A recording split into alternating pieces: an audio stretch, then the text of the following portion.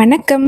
நம்ம இன்னைக்கு ஒரு உருளைக்கிழங்கு வறுவல் தான் பார்க்க போகிறோம். இது வெரைட்டி ரைஸ்க்குலாம் நல்லாயிருக்கும். ரொம்ப ட்ரையாக இல்லாமல் ஒரு மாதிரி ஈரத்தன்மையோடு இருக்கும். அதனால் நம்மளுக்கு தொண்டை பிடிக்காது. அதுக்கு உருளைக்கிழங்கு வேணும். உங்களுக்கு என்ன சைஸ் பிடிக்குதோ பிடிச்ச ஷேப்பில் நீங்கள் கட் பண்ணிக்கோங்க. உப்பு, மிளகாத்தூள், சோம்புத்தூள் அதெல்லாம் உங்கள் இஷ்டம் தான். சோம்புத்தூள் வேணுன்னா போட்டுக்கலாம். அப்புறம் வெங்காயம், தக்காளி கொஞ்சம் நிறையா போட்டுக்கோங்க. இஞ்சி பூண்டு பேஸ்ட்டு, அப்படி இல்லைன்னா பூண்டு தட்டி வச்சுக்கோங்க. நான் இன்றைக்கி கசூரி மேத்தி எடுத்திருக்கேன்.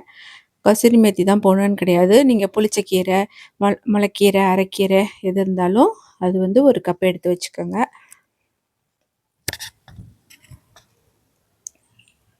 எண்ணெய் சட்டி காஞ்சதும் அதில் வச்சுட்டு உருளைக்கிழங்கு போட்டுக்கோங்க.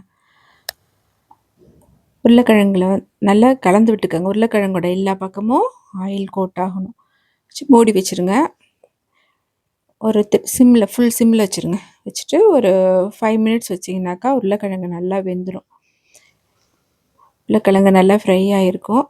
தண்ணியெல்லாம் எதுவும் ஊற்றக்கூடாது. இந்த ஸ்டேஜ்லேயே கீரை எடுத்து வச்சிங்கனாக்கா கீரையை கட் பண்ணி போட்டுருங்க. கொஞ்சமாக இஞ்சி பூண்டு பேஸ்ட்டு, நீங்கள் பூண்டு மட்டும் தட்டி போட்டிங்கன்னா இன்னும் கூட டேஸ்ட் நல்லாயிருக்கும். ஒரு 10 பல் பூண்டை தட்டி போட்டு விட்டுருங்க. நான் காலையில் அர்ஜெண்ட்டாக செய்கிறதுனால நான் சும்மா கொஞ்சமாக இஞ்சி பூண்டு பேஸ்ட் போட்டேன். இஞ்சி பூண்டு பேஸ்ட்டோட பச்சை வாசனை போகணும். அதனால் கொஞ்சம் மிக்ஸ் பண்ணி விட்டு ஒரு 30 செகண்ட்ஸ் வச்சிங்கன்னா போதும். அதுக்கப்புறம் கருவேப்பிலை, கொத்தமல்லி இருந்தால் அதுவும் போட்டுக்கலாம். மிளகாத்தூள், சோம்பு பவுடர், இது உங்களுக்கு அந்த ஸ்மெல்லு பிடிக்கும்னா போட்டுக்கோங்க, இல்லைன்னா அவாய்ட் பண்ணிக்கலாம்.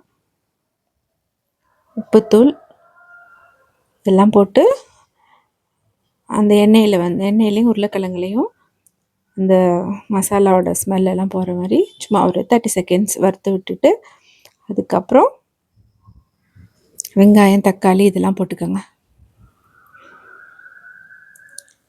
போட்டு நல்ல ஒரு மிக்ஸ் கொடுத்துக்கோங்க. இந்த இதில் நீங்கள் புளிச்சக்கீரையை பொடிசாக கட் பண்ணி போட்டு இதே மாதிரி வறுத்திங்கன்னா ரொம்ப நல்லாயிருக்கும். உருளைக்கிழங்கோட சேர்த்து உங்களுக்கு கார்போஹைட்ரேட்டும் கிடைக்கும், ஃபைபரும் கிடைக்கும். அவ்வளோதான். இப்போ ஒரு 5 மினிட்ஸ் மூடி வச்சுட்டு அதுக்கப்புறம் ஓப்பன் பண்ணி, கீரை இல்லாததால் நான் கசூரி மேத்தி போட்டுக்கிறேன். இதெல்லாம் நான் அளவெல்லாம் கிடையாது, நம்ம இஷ்டம்தான். எவ்வளோ வேணுமோ போட்டு நல்லா மிக்ஸ் பண்ணி கொடுத்துருங்க. இது ரொம்ப ஃப்ரை பண்ணக்கூடாது, லைட்டாக பிசு பிசுப்போட தான் இருக்கணும். தேங்க்யூ.